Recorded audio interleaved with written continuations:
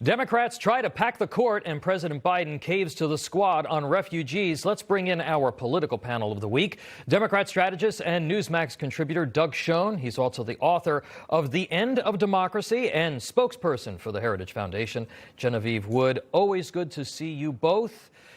Doug, let's start with you. President Biden had announced keeping the cap on refugees used by the Trump administration at 15,000.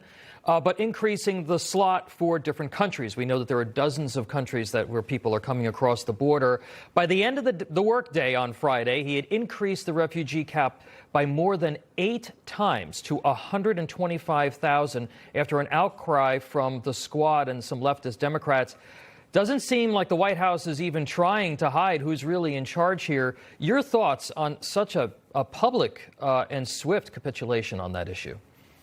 Well, look, we've discussed before with Genevieve the sad fact that the left is driving to a much greater extent than I would like the Democratic agenda. And this is, Tom, an example of that. I would have been happy and indeed am happy to keep the Trump limits at 15,000 and negotiate bipartisan immigration reform and try to do incrementally things like infrastructure. But the squad and Bernie Sanders are driving the bus, and I think it's bad for the country and bad for my party. Genevieve, we've completely divorced ourselves from reality when it comes to what a refugee is. It's one of the things that I've seen the Democrats do over the last number of years.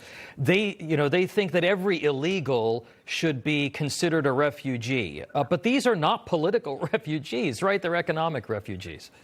Yeah, in many cases, that's absolutely right. And look, but if you're a party who increasingly is for open borders and wants to let anybody and everybody into the U.S. and you don't have to get in line, you just come when you want, and you don't even have to have ID half the time, and you can claim that you're a refugee. Anybody can be a refugee. I mean, that's where the party is. And, sadly, I think Doug is right. That's who's driving the bus in the party, are those with those open border type views. And, they've had those views for a long time. But here we are in the middle still of fighting a pandemic. You have other countries south of the border who haven't handled it quite as well, even as the U.S. has. Their populations are not near as many of them have been vaccinated as those here. And yet people are coming and going and just walking in. And we seem like we have officials and our lawmakers who just don't seem intent on doing much about it. Doug, on Wednesday, Vice President Harris, who's come under fire for not going down to the border, she brought together experts from the quote, Northern Triangle nations, Guatemala, Honduras, El Salvador. She indicated that she would be traveling to the region, but in her comments, she stressed helping these countries address extreme climate change issues. That was going to really be her focus to try and curb illegal immigration. Do you think she should be actually going down to the border instead of flying over it? Well, I think if she goes with appropriate protection and had a focus on border security and working with those nations, Tom, to limit strictly the number of people who come in to our borders, I think that would be an appropriate use of her time. But to me, climate change is not exactly what she should be focusing on now. I think we want to protect ourselves, and I wish we were not in a pandemic, but border security to me is preeminent and critically important as part of, as I said, broad-based immigration reform, which hopefully we can get to. Genevieve, on the court packing issue, a number of senior Democrats have come out in favor of expanding the court to 13. I think that we all agree that it's most likely not going to happen. But, even the proposal can be damaging to the public's view of these institutions. What's the rationale here?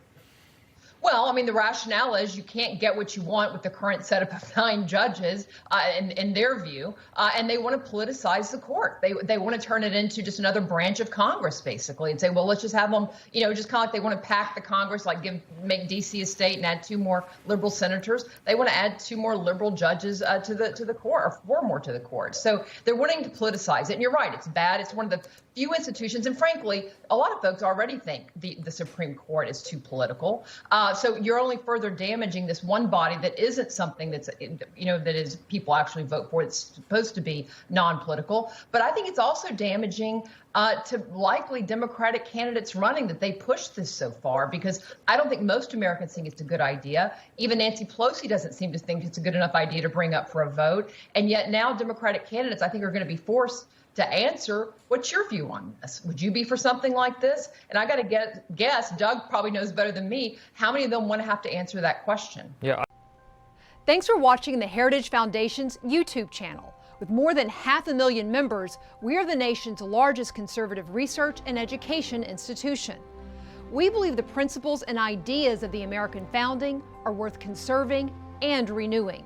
Please help us further our mission by subscribing to this channel and sharing our videos with your family and friends.